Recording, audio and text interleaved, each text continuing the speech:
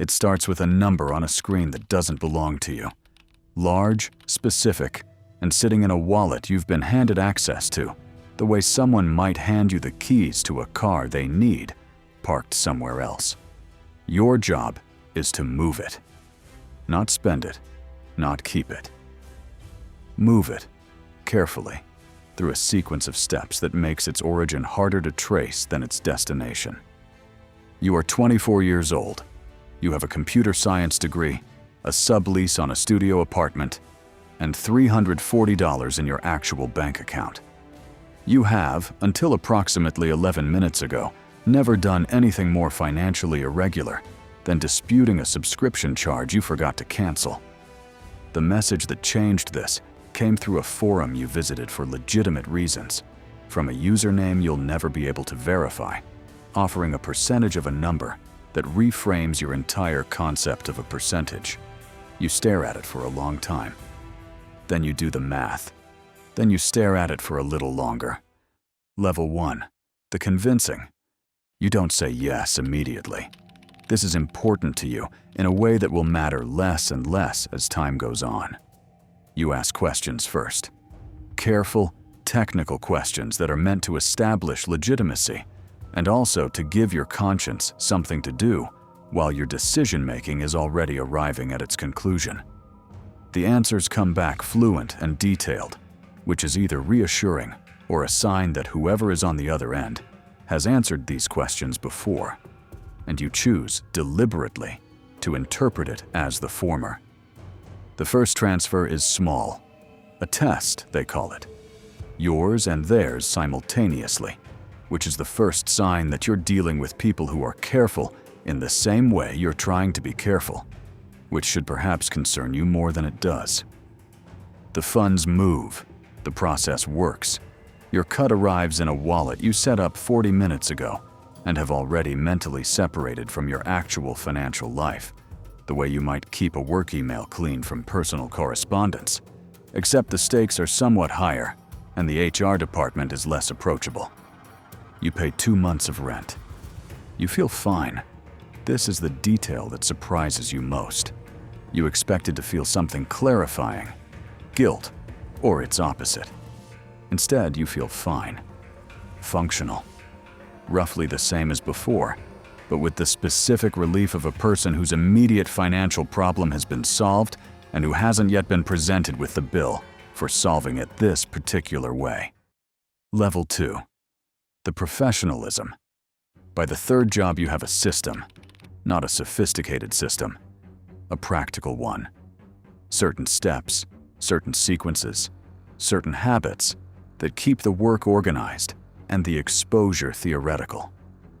You are, in the most technically accurate sense, good at this, which is the kind of thing that feels validating right up until you stop and think about what you're good at, which you've learned to do less frequently. The amounts grow. This is not a decision you make. It's something that happens the way most escalations happen, incrementally, with each step feeling like a minor extension of the previous one, rather than a departure from where you started.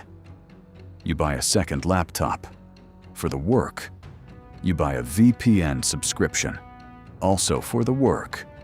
You buy a lamp for your apartment because you've been staring at screens in the dark and your eyes hurt, which is for you personally, but feels adjacent to the work at this point. Your friends ask how you're doing. You say, "Good, busy, freelance stuff." They nod. Freelance is universally understood as a condition that explains everything and requires no follow-up, which is why you've been using it as a cover story since month 1. It is doing significant load-bearing work in your social life. Level 3. The clients. You don't know who they are. This is intentional and mutual. What you know is the texture of their communication. Efficient. Precise. The specific brevity of people who have learned that words are a form of evidence. They message with amounts and timelines, and occasionally with a tone that suggests the timeline is not a suggestion, which is the first time the work stops feeling like a transaction and starts feeling like an arrangement. There is a difference. You feel it without being able to fully articulate it. A transaction is something you do once. An arrangement is something you are in. You begin to understand in something. The money you're moving is not abstract.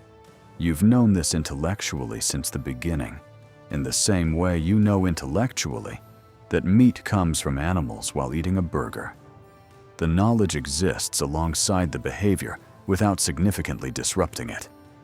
But there are moments, usually late at night, when the work is done and the screen is the only light in the room, when the abstraction thins slightly. A number that size came from somewhere specific, somewhere that probably had consequences for people who didn't choose to be involved in them.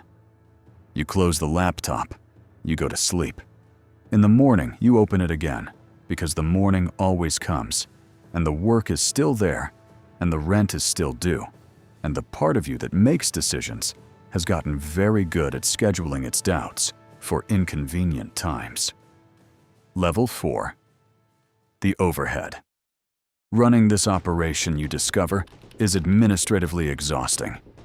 There are wallets to maintain, timing to coordinate, a growing collection of accounts in various states of active and dormant that require monitoring with the specific attention of someone who has a lot to lose and no customer support number to call. You manage it all from a desk in a studio apartment that is starting to look less like a place where a person lives and more like a place where a person works, which is technically an upgrade, and somehow also not. You develop routines, not the healthy kind, not consciously, the functional kind. You wake at specific times. You check specific things in a specific order. You have a mental checklist that runs automatically before you're fully awake, which would be impressive in a different context and is mostly just tiring in this one. Your social life simplifies, not dramatically.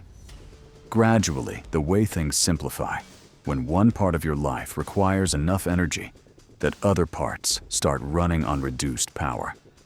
You see people less. You answer messages more slowly. You develop the conversational habit of being present without being available, which the people in your life variously interpret as maturity, stress, or the early signs of a personality change they can't quite name. They're not wrong about the personality change. They're just missing the cause. Level 5. The weight. The moral accounting starts small. A headline you read with new eyes. A story about consequences in a country you've never visited, involving people you've never met. Downstream of something you can't directly connect to yourself, but can't entirely disconnect either. You read it once, you close the tab, you open it again 20 minutes later. This becomes a pattern, not the headline specifically, the returning. The way your mind circles back to things you've given it explicit instructions to leave alone. You are not, you tell yourself, responsible for the origin of the funds. You are a service, a function. The money arrives dirty and leaves clean, and what happened before your involvement is not your ledger to balance. This logic is airtight, and you have stress-tested it extensively at 3 a.m., and it holds together right up until it doesn't, which is usually around 3:15. You go for walks, long ones at odd hours, through a city that doesn't know what you do for money and wouldn't find it as explicable as you've worked to make it feel. You walk until the internal accounting quiets. You come back, you sit down, you open the laptop. The work is still there. You are still good at it. Both of these things remain true simultaneously, which is something you've gotten used to without getting comfortable with. Level 6, the paranoia. Something changes around month 8, and you can't identify exactly what. The work is the same, the amounts are larger, your process is more refined. By any operational measure, things are going better than they were in month 2. What's different is the frequency with which you notice things that might be nothing. A car that was parked outside yesterday is parked outside today. This is, statistically, extremely normal. You note it anyway. You check it from the window twice before deciding it's nothing, which takes longer than it should and leaves a small residue of unease that doesn't fully dissolve. Your laptop makes a sound you don't recognize. You spend 40 minutes determining that it's the fan. It was always the fan. Fans make sounds. This is their primary characteristic, and you've been living with this machine for 8 months. You knew this. You investigate anyway, with the focused attention of someone for whom the cost of ignoring something has become very vivid. You cover the camera. Then you research whether covering the camera is sufficient or merely theatrical. The research is inconclusive and takes 2 hours and leaves you less comfortable than you were before you started, which you would not have thought possible. You tell yourself this is normal. Heightened awareness, appropriate caution for someone in your position. This is true. It is also what the beginning of something worse feels like, and you know both things, and choose, for now, to emphasize the former. Level 7. The exit that requires planning. You decide to stop on a Sunday, sincerely, with full intention, in the specific way you've decided things before that didn't stick. But this time, there's a number in your head, an amount accumulated, a threshold crossed. And on the other side of that number, the risk-reward calculation looks different than it did when you started. The exit requires planning. This is annoying. You can't simply stop, because stopping abruptly in the middle of an arrangement raises questions from people whose questions you'd prefer not to raise. You need to wind down. Gradually, in a way that looks like circumstances rather than decision. You do this over 6 weeks. Smaller commitments, longer timelines. The gentle professional disappointment of someone whose capacity has simply, unfortunately, reduced.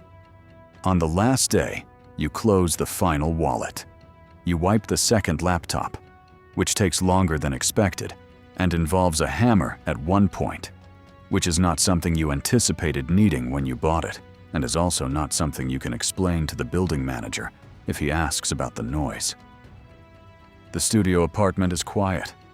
You sit in it for a while, with your one remaining laptop and your actual bank account, and the specific strange lightness of a person who has just put down something heavy they'd been carrying long enough to forget the weight was unusual. You update your resume. Carefully, selectively, with the creativity of someone who has spent the better part of a year developing transferable skills in a context that doesn't transfer. Financial systems analyst, you write. It's not inaccurate. There are mornings now that start without a checklist, without the automatic scan of things that need monitoring, without the low background frequency of a life that requires constant management to keep from becoming a problem.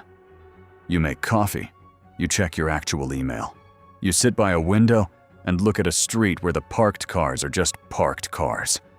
It's quieter than you expected, quieter than the past year prepared you for. You're getting used to it. Somewhere tonight, on a forum you'd recognize, someone with a computer science degree and $340 in their account is reading a message from a username they can't verify. They're doing the math. You remember the math. You remember how clean it looked the first time. You hope they close the tab. You know they probably won't.